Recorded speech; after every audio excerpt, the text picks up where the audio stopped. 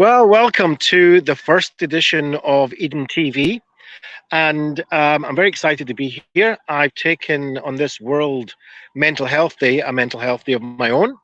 And I'm in beautiful English countryside, as you could probably see behind me.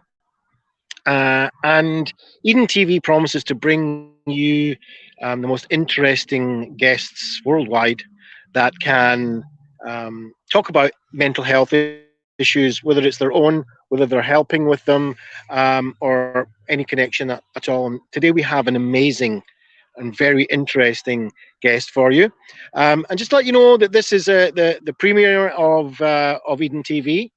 Eden being part of Eden Wellstyle, which is 100% online based um, mental health wellness provider. And we provide everything from psychiatry, psychology, social prescribing, whether it's personal training, art therapy, groups, addictions, everything you can think of. We're combining in the one place online, so you can um, have access to it within 48 hours. You will be assigned an appropriate therapist, and also from wherever you are in the world. So let's get to today's show. And today I have a very interesting guest. Um, and she is not only an international exhibited artist, but she runs a wonderful charity. And I want her to basically introduce herself because she is, that's the best way, best justice I can do for that. So without further ado, I'm going to invite Michelle into the studio. So hello to you, Michelle. Hi, how are you? Can, yeah, fine. And welcome to Eden TV. I've decided to come out of the studio today. So I'm kind of on location in a wonderful part of Cheshire in England. And thank you for coming on our first show, and especially on World Mental Health Day. Of course, Mental Health Day for Eden is every day, and it should be celebrated. We're all about celebrating mental health as a lifestyle and not just like an answer to a crisis. If I can take you back to the days where before there was gyms in the high street, you would see a jogger jogging down the road. You'd wonder, if he's taking a wrong turning, what's he doing outside jogging? It was kind of a strange thing to see. And nowadays, gyms in the high street are like, it's a common thing, and everybody kind of takes care of their physical health, even from a prevention basis, not just there's something wrong with them. And that's what Eden's philosophy is, but turning mental health into a commonplace, just like going to the gym or anything else that you take care of in your personal health. It's all about holistic health. No stigma attached. It's all about that's the kind of lifestyle that we want to live. Anyway, enough about Eden and more over to you. So, Michelle, could you introduce yourself to us and to all those watching us? Yeah, my name's Michelle Baharia and I'm an artist and I have my own mental health issues and I have done since the age of 14.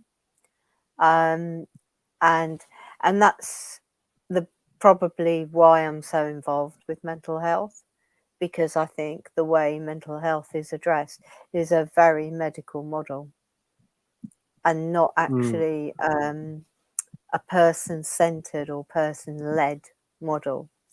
Because at the end of the day, I think one of the things you learn when you have your own mental health is you have to participate in your own mental well-being. And for me, my mental well-being is around the everyday. So it's how I am on an everyday basis. Like by the looks of where you are, it looks like a beautiful day and you're out in the countryside, probably having some wonderful walk. And for years, I absolutely. run walks called Largactyl Shuffle. So Largactyl's the first antipsychotic, and we know that walking's good for you. However, the side effect of that antipsychotic prevented you from being able to walk. So the drug, although it might have suppressed psychosis, actually then affected other things, which meant you could participate in your own well-being. And I think that's very much where the medical model and the social model need to meet, you know, and Yeah. the side effects of drugs need to be taken really, really seriously, because at the end of the day, it's our own resilience that's going to build up our mental health and our mental strength, because life isn't about walking on a straight line. Life's like that. So you never know when something might trigger something or disrupt a balance. And so it's really important that people find what works for them. And I love walking. That's one of the things I do a lot of the time, and I do it with groups of people. So during COVID, I did virtual walks because I couldn't meet people and go out on a physical walk. And I'm in a very urban environment, not this messy room, but I live in London.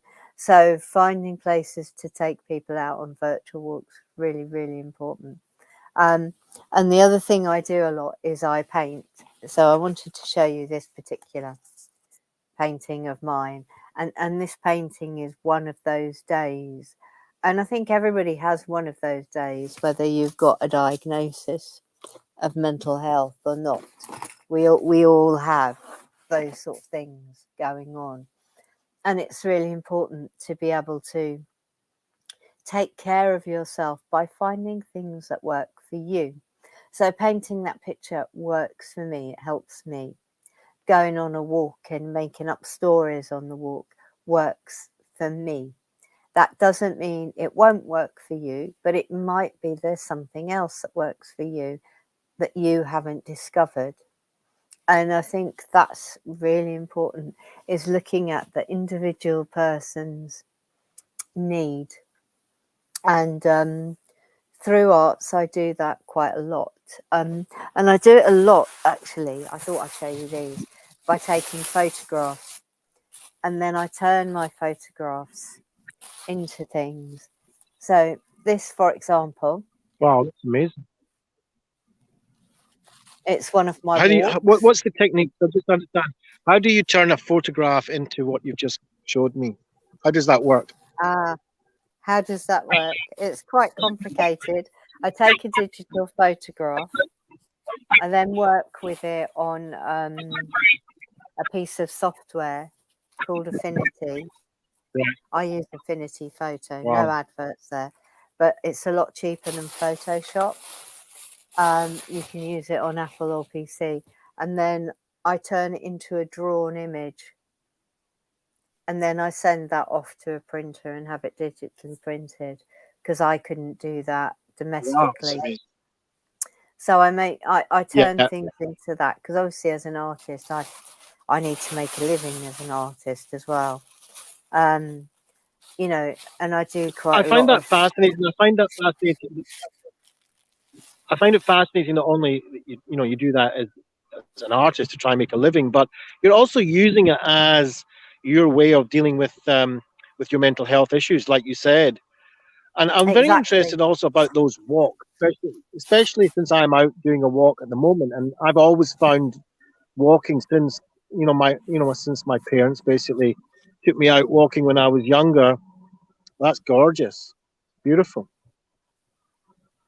absolutely So I wonderful. don't know. Have you heard? I mean, the Foresight are a government thing a long time ago, and they came up with 5 ways to well-being. And one of those 5 ways was taking notice. And for me, one of the ways I found of balancing my mental health is to pay attention about where I am in the moment. And photography really helps me. So when I go out on walks and I take my camera with me, I pay attention to where I am. So I don't get lost in my negative mental health. I try to stay really focused. And obviously, it doesn't always work, but I try to stay really focused in the here and now. And I think, like where you are out at the moment in a green space, you know, you've got to be aware of what are you walking on. You know, is there a puddle? Is there stones? Is there there could be a rabbit trap or whatever. Do you know what I Yeah, mean? You've got to be yeah. Absolutely. aware, but also because the environment will attack your senses. You know, there'll be smells, there'll be noises, there'll be textures as well, and there'll be different sounds. So you become very present in the moment, and that's talked a lot about in meditation. But that's almost as if meditation can only be when you lie down and go or Yeah. whatever. Whereas I think doing a walk is meditation. It's Yeah, for meditation sure. for me, For sure. and you can be in the moment, and that helps you take notice of what's around you, as opposed to getting pulled back with negative thoughts or negative emotions. Yeah. So, and I think that's really You know, important. Michelle, you know what, I'm just sorry for interrupting. I just want to kind of catch on a couple of things that you're saying, which I personally experience, and I want to share with you. Which is also, you mentioned when you're out, the sounds. You know, to pay attention to the sound, and I've noticed that when I'm out in the countryside walking, the quality of the sound changes. So my footsteps have a different kind of sound to them. Even my voice outside is different than my voice in the city. There's a different quality. It's probably because it's more open space and there's less, bouncing off other buildings. But just to pay attention to the changes that happen to us, to me, when I'm walking, I breathe better. I hear all the birds and all these kind of things. But Mm. there is a massive difference, I find, when I'm walking in nature to walking in the city. And is that the kind of things you were doing when you were taking these people out on walks? I mean, tell me a bit more about that. What was happening when you were taking them out? Well, what we did was we would map out an urban area, and it would go through different environments, and usually we'd start at the Maudsley Hospital, and then what we'd do is we'd choose places en route, and we'd actually then research them, and people might tell really personal stories about their area, and we'd also uncover the history. So like with the Maudsley Hospital, we found out that Sir Henry Maudsley gave money to have it built, and it was the first psychiatric institution. It was very radical.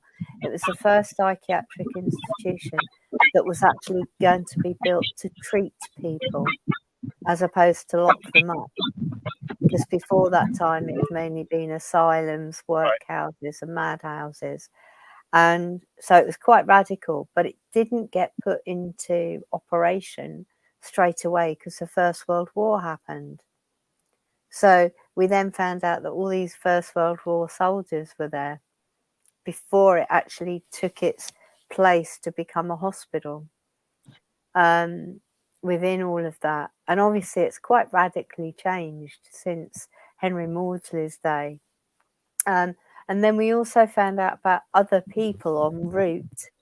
And so we found out about Michael Faraday because he was born near the Elephant, and we would walk from the Maudsley Hospital to Tate Modern because there's a very interesting dynamic between what we saw as an old powerhouse that's become an art gallery, but also a powerhouse of art next to the Maudsley, which is a powerhouse of psychiatric treatment. Amazing.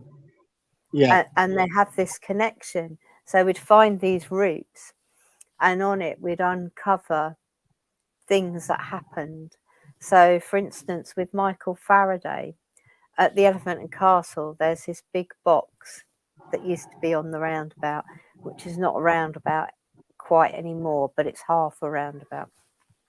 And that metal box thing was actually a sculpture for Michael Faraday. And of course, Michael Faraday, without him and electricity and everything else, we wouldn't have the magnetic box.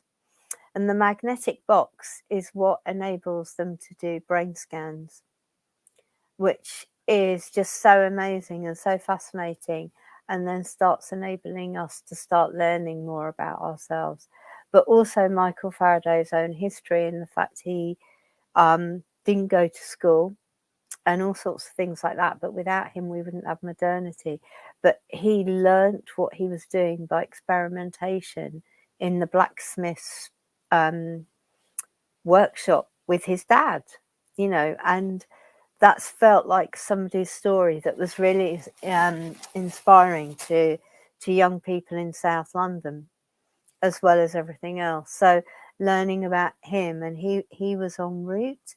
There was also John Ruskin en route, Octavia Hill, and Octavia Hill has got Red Cross Gardens in between Camberwell and Tate Modern, and you know they're fascinating because Red Cross Gardens were about building social housing for people, so people had somewhere decent to live. So understanding that people's mental health is affected by their living conditions, it's so important, you know, and that kind of radical thinking, which I think has somewhere got a bit lost today. Yeah, You know, there's I a lot agree. of talk about social housing, and I think all the people who are undergoing the cladding scandal, you know, what doesn't get really recognised, and there's quite a few very new blocks of flats at the Elephant and Castle and Peckham Rye, where the buildings are affected by cladding, and some of them have been decanted, you know, and they were only built about 10 years ago. Yeah, so, yeah, so it's yeah, quite shocking. yeah.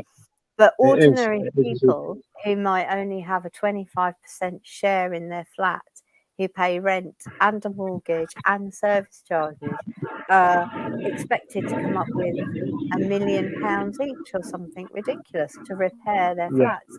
No, it's And just unbelievable. it is, isn't it? And the fact, yeah, go on. and what you're saying about context is really important, and I think a lot of the time that's what's forgotten. People think that mental health can be treated as a kind of an isolated event, and not take into consideration the context that it's taking place, whether that's a social context, a well-being context, context, financial context. There's a lot of context that needs to be treated, and not just the emotional pain that somebody's going through, because a lot of the times that emotional pain is not that there's something wrong with them, that it's a natural reaction to a abnormal context, and I think that has to be noted as well. I know that you're very involved in a charity, and it's quite a special charity. So could you tell us a little bit about that?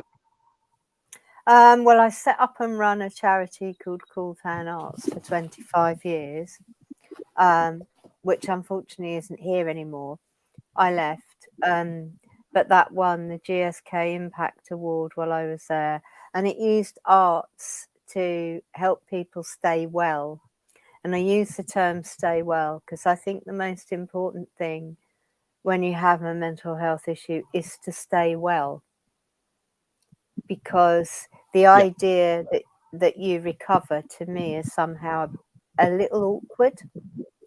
You know, it's like, no, you stay well, because then you know that you can take things day by day. And if a day doesn't particularly work out, then you don't have a negative thought process about it, because you're staying well.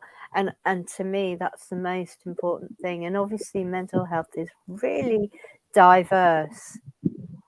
So dementia is a mental health condition, anorexia is a mental health condition, psychosis, but that doesn't mean that somebody has all of those things either. And I think sometimes that diversity of mental health doesn't get addressed. And it isn't just being a little bit, everybody will have said in their life, I'm a bit depressed. But I'm a bit depressed and my whole life stops because I'm clinically depressed, are quite different. And equally, I think, people who become suicidal, that's again a different thing, and can be quite extreme. And it is important that pressures in life can add to suicidal action that people might take.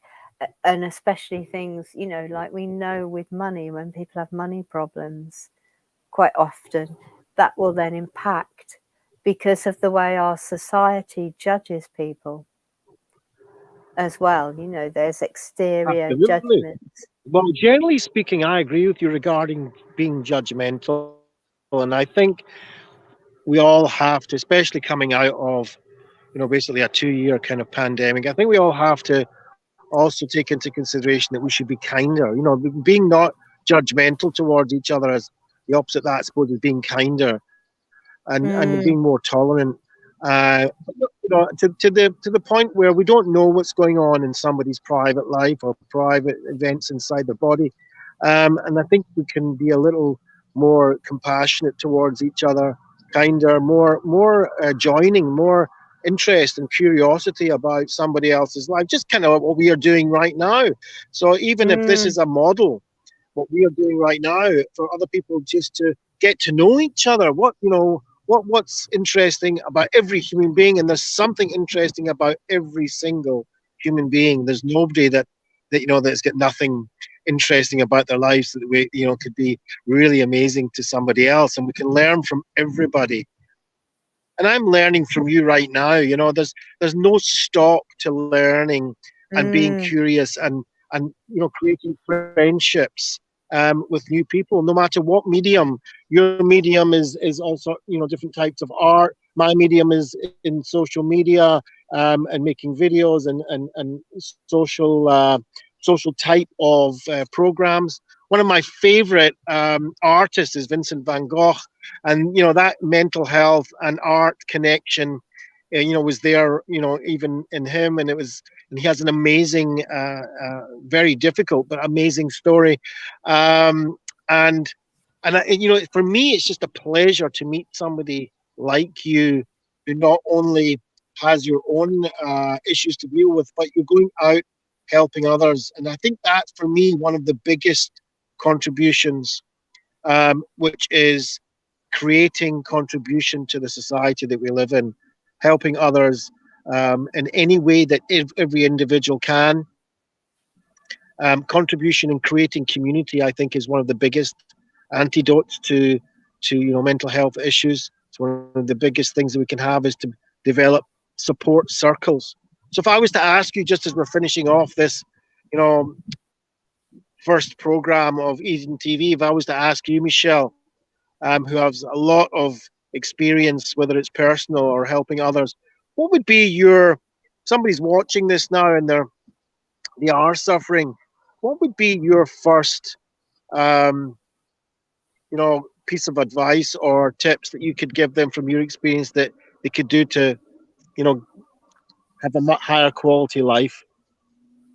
Um, I suppose one of the things for me that's really important that I've learned is that I need to ride my mental health like a wave. So I need to be like a surfer and get on the surfboard and hang on the surfboard and let the wave pass, let the wave go, let it do what it needs to do, and then let it go. And I think that came out a lot in COVID, because you could go to the park and write on the pavement, "This will pass," and you could leave messages for people that, maybe you wrote them for yourself because it was cathartic to write, "This will pass," "This is Yeah. temporary. It's not permanent." And that's really, I think, important. No matter how shit it is or how traumatic it is, it will pass. And that doesn't mean it will pass in 10 minutes. You might be Hmm. talking a Yeah. year or two, but Yeah. it's something in my head that helps me. And you can never say to someone, because it helps me, it will help you. You can never really say that. But you can say to people, you could try this, or you can try getting a camera and going out for walks and hugging a tree, talking to a tree, those kind of things as well. but each individual, I think, will find their own way. And I think one of the things that we've learnt during the lockdown is there are other ways of communicating available, like Zoom and all of those virtual things. So also there's quite a lot of virtual things people can look into to join in with, to build up that sort of getting to know other people who might be in the similar boat, who might have coping strategies that they've developed. And I just think sharing that can be really important. And remembering that not everything everyone else does will work for you, but something might, or it might trigger something which you're able to put into practice that works for you. Because we're all different. That's yeah. So amazing, amazing direction you're giving. And I think what you said, I use it in my own life also, which is this willingness to be able to touch the pain until it passes, and to be with it, and to surf, as you said, I think is really amazing. And also the idea which you kind of mentioned all the way through is to have some sort of meaning and purpose, whether it's art or whether it's contribution to other people, but to have that kind of meaning and purpose in your life, as well as kind of surfing out the pain, I think can well, we've got Viktor Frankl, we've got many people that have written about this in the past, and of course you're embodying that yourself, Michelle. So I'd like to thank you personally for giving of your time and volunteering to come in to Eden and talk to us about your own personal experiences, and also the wonderful work that you do. And I really appreciate that, Michelle. Oh, you're welcome. So I'll say goodbye. Yeah, go on. Just, am I allowed to do a plug for an exhibition? I've got an exhibition coming up. Yeah, go for it. And it's at a place called Sprout, which is a funny named place. And I've had to shut my phone down, as you know, because of the echo. But if people look on my website, there'll be details about it. And it's the last, but it's not the last week of November, the one before. So I've just got the gallery for a week, and it's in between Tooting and Streatham Common. So, and can you give us your website so that people can look you up? What's your website so people can look you up? Oh, my website is www.michellebaharia.co.uk, as it's spelled on my little label there. Wonderful. Lovely. Well, wonderful. Thank you for inviting me, Michelle, very much. Yeah, you're welcome. And hopefully we'll follow you and maybe even get to your exhibition coming up next month. Okay, lovely. But it's a bit of a way from where you are now, but you can do it virtually. Oh, even better. Okay, so look. Actually, if I can make it down, I'll make it, and if not, I'll come in virtually. So thank you very much for letting me know about that. All right, lovely. All right, take care, Michelle. Thank you very much. Yeah. And enjoy yourself out there. It looks good. All right. Yeah, thanks. It is fantastic. Thank you. Bye now. So that was Michelle Baharia. What an amazing woman, amazing human being. Not only sharing with us her own experiences of mental health issues, but the wonderful work she does. I mean, like, not only just doing it to make money, but doing it to help others, taking them out on walks, and that was an amazing charity that she was involved with, helping disabled people. So that's what it's all about. I think it's about creating community. It's about surfing the pain, and let's face it, we all have that kind of pain. And we can't judge, somebody's pain to another. Pain is pain, and if we learn to have some sort of willingness and develop that willingness to touch that pain, to not avoid it, to understand the message that it's giving us, at the same time to develop meaning and purpose in our life, this is the kind of thing that definitely will help us get through these difficult situations. So that's it for the first episode of Eden TV. I would appreciate if you share it out, or if you make comments, what you would like us to bring to our next episodes. In the meantime, thank you for watching, and whether you watched it live or in the replay, and see you in the next episode. Take care. Bye bye for now.